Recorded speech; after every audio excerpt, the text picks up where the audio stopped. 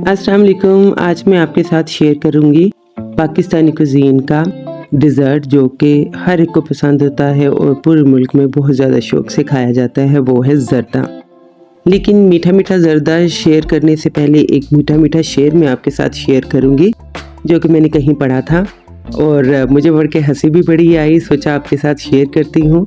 मकाम रंज है, एक नापसंदीदा शख्स को हम तुम्हारी बात कहेंगे कि हम तुम्हारे हैं। हंसी मुझे बहुत आई। अगर यहाँ पे कोई जवान भड़कता हुआ खून होता तो उसके लिए ये शायर वाह वाह होता और इसकी क्या ही बात होती। लेकिन प्रैक्टिकल लाइफ में ऐसा होता नहीं है। मुझे तो ये शेर पढ़ के ऐसा लगा जैसे आप किसी को धोखा दे रहे हैं। अगर आपको कोई शख्स छोड़ के जा रहा है तो उसको जाने दें। हो सकता है वो आपका नसीब नहीं था, आप उसके नसीब में नहीं थे या आपके लिए वो सूटेबल नहीं था। कुछ चीज़ें होती हैं अल्लाह ताला ने हमारे लिए हिडन रखी होती हैं।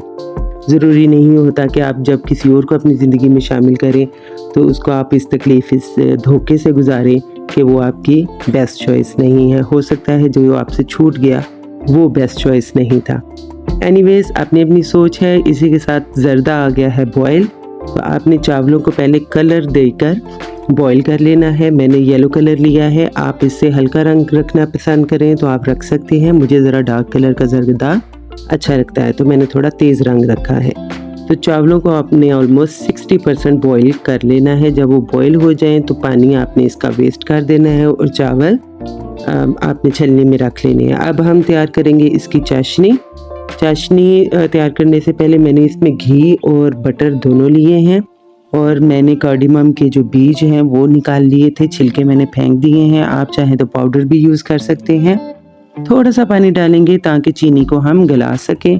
तो अब चीनी मेरी थोड़ी सी मोटी है इसलिए इसने गलने में थोड़ा टाइम लिया था, तो हम चम्मच साथ साथ चलाते जाएंगे।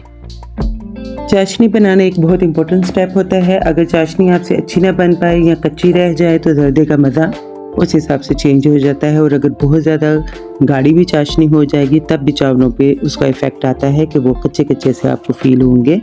तो इसलिए चाशनी बनाते हुए बहुत ख्याल रखना चाहिए कि आपकी एक अच्छी चाशनी बन सके। तो उसकी टिप्स आप आगे साथ साथ सुनते जाएं। यहाँ पे मैं चीनी को कर रही हूँ मेल्ट। जैसे ही चीनी इसमें मेल्ट हो जाएगी, ये झाग जो है वो चीनी की वजह से है, तो इसको बिठाना है हमने जब तक पूरी की पूरी मेल्ट नहीं हो जाती। तो आपने जब चीनी देखें कि बहुत ज़्यादा मेल्ट हो गई है, बिल्कुल थोड़ी सी नीचे रह गई है, तो हम ले लेंगे इसके ऊपर नेक्स्ट स्टेप। हम पूरी चीनी मिक्स होने का वेट नहीं करेंगे वरना ये होता है कि चीनी ज़्यादा पकना शुरू हो जाती है। तो ऑलमोस्ट आपकी 90% चीनी जब मेल्ट हो जाए तो उसमें आप लेमन निचोड़ दें। मैंने ऑलमोस्ट एक लीमू दरमियाने साइज़ का लेके निचोड़ा है जो कि यूजुअली पाकिस्तानी साइज़ होता है। अगर बड़े साइज़ का लीमू है तो 1 से 2 चम्मच लीमू का रस आप इसमें डाल दें और इसमें साथ ही मैंने डाल दिया है दूध। अब इन तमाम चीज़ों को ड्राई फ्रूट के साथ करेंगे मिक्स और चाशनी गलती चली जाएगी, बनाते चले जाएंगे। और चाशनी को आपने लाइट सा गोल्डन कलर ज़रूर देना है वरना ये कच्ची रह जाएगी। बाज़ूकात आप एक तार से भी चेक करते हैं, आप उस तरीके से भी चेक कर सकते हैं। अगर आपको आसान लगता है कि जब इसकी एक तार निकले तो समझे चाशनी रेडी है। चूँकि इसके अंदर दूध है तो एक तार जो है वो मुश्किल से आपको उसकी समझ आएगी। अगर आप स्टार्टर हैं, न्यू हैं, बिगनर्स हैं, इसको बना रहे हैं तो वो चीज़ काफ़ी ट्रिकी हो जाती है। तो इस तरीके से लाइट सा गोल्डन ब्राउन कलर आ जाए तो समझिए आपकी चाशनी रेडी हो गई है। अब इसमें स्टेप है चावल डालने का। चावल डालने से पहले आपने चावलों को अच्छी तरीके से मिक्स कर लेना है। हाथों से या चम्मच से थोड़ी हवा देनी है ताकि वो जो चावल एक दूसरे के साथ बैठ गए हैं, जुड़ गए हैं, वो निखर जाएं।